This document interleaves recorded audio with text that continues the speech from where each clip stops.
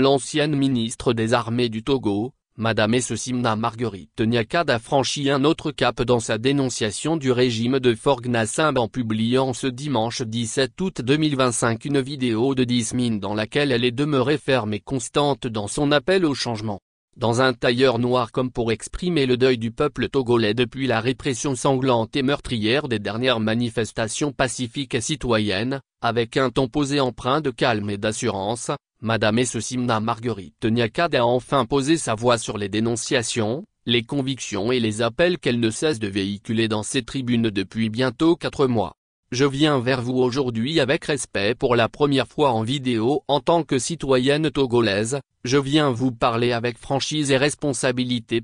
Depuis la diffusion de mes tribunes, certains disent que je m'exprime par amertume ou par frustration, a déclaré l'ex-ministre des Armées du Togo qui tout en assumant ses liens familiaux avec la famille Gnassingbé au pouvoir depuis plus de 50 ans, précise qu'avant d'être lié à une famille ou à une communauté, je suis avant tout une citoyenne togolaise lucide qui n'accepte pas de garder le silence face à ce que subit mon pays, notre pays. Cette mise au point n'est pas anodine car il faut noter que le pouvoir de Faure Gnassingbé est prompt à titiller la fibre communautaire et ethnique quand il sent son emprise dictatoriale vaciller. Et pour Madame Nyakad, garder le silence face aux dérives constatées quand elle était dans le gouvernement serait trahir les valeurs qui lui sont chères.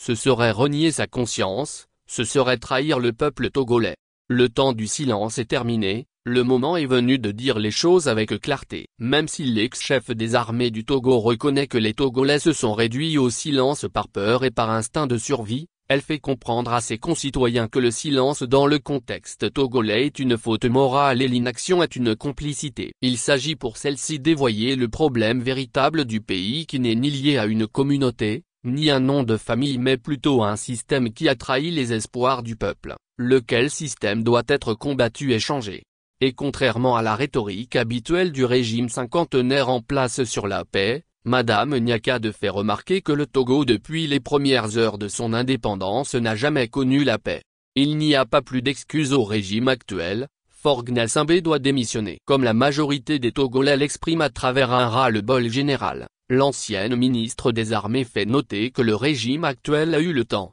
les moyens et toutes les opportunités pour changer le destin du Togo. Malheureusement il a échoué. À partir de ce constat, laisser Faure Gnassingbé au pouvoir encore ne changera rien. Faure Gnassingbé doit d'une manière responsable démissionner pour laisser la place à une transition apaisée, inclusive et nationale en vue de la reconstruction de notre pays, déclare-t-elle avant d'inviter le peuple togolais à prendre ses responsabilités pour intensifier son engagement citoyen dans la paix et la légalité pour que le changement tant attendu devienne réalité. Madame Essimna Nyakad s'est adressée une fois de plus aux forces armées et aux forces de défense et de sécurité pour se ranger du côté du peuple pour la libération et la reconstruction du Togo.